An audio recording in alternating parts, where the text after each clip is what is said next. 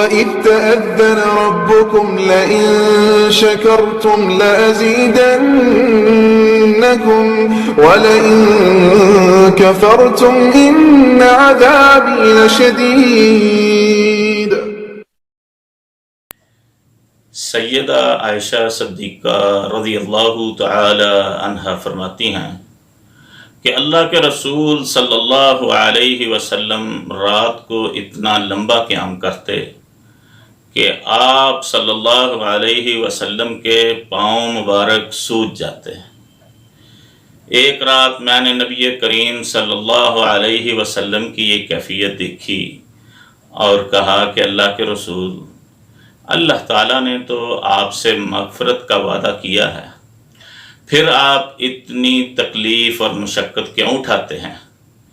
نبی کریم صلی اللہ علیہ وسلم نے فرمایا کہ عائشہ، افلا اکون عبدا شکورا، اور ایک دوسری روایت میں ہے افلا احب ان اکون عبدا شکورا، کہ کیا میں اللہ کا شکر گزار بندہ نہ بنوں؟ نبی کریم صلی اللہ علیہ وسلم جب بھی آپ کو کوئی خوشی ملتی، کوئی خوشی کا موقع ہوتا یا کوئی ایسی خبر آتی جس سے آپ خوش ہوتے تو آپ اللہ کے حضور سجدہ ریز ہو جاتے۔ ابن ابی اوفا صحابی کہتے ہیں کہ جب مکہ المکرمہ فتح ہوا تو نبی کریم صلی اللہ علیہ وسلم نے 2 نفل رکعت نماز ادا کی۔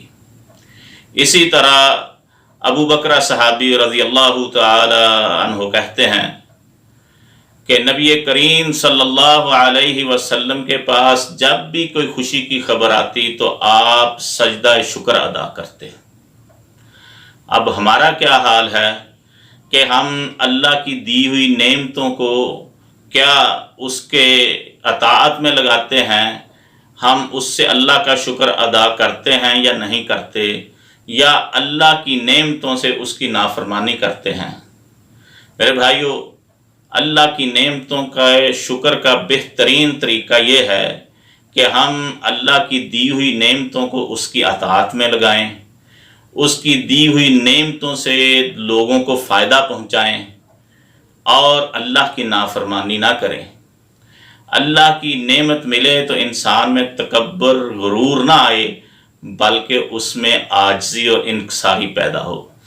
جب یہ کیفیت ہوگی تو رب کائنات کا فرمان ہے لَإِن شَكَرْتُمْ لَأَزِيدَنَّكُمْ، اگر تم میرا شکر ادا کرو گے تو میں تمہیں اور زیادہ نوازوں گا، وَلَئِن كَفَرْتُمْ إِنَّ عَذَابِي لَشَدِيدٌ، اور اگر تم میری ناشکری کرو گے تو میرا عذاب بہت سخت ہے۔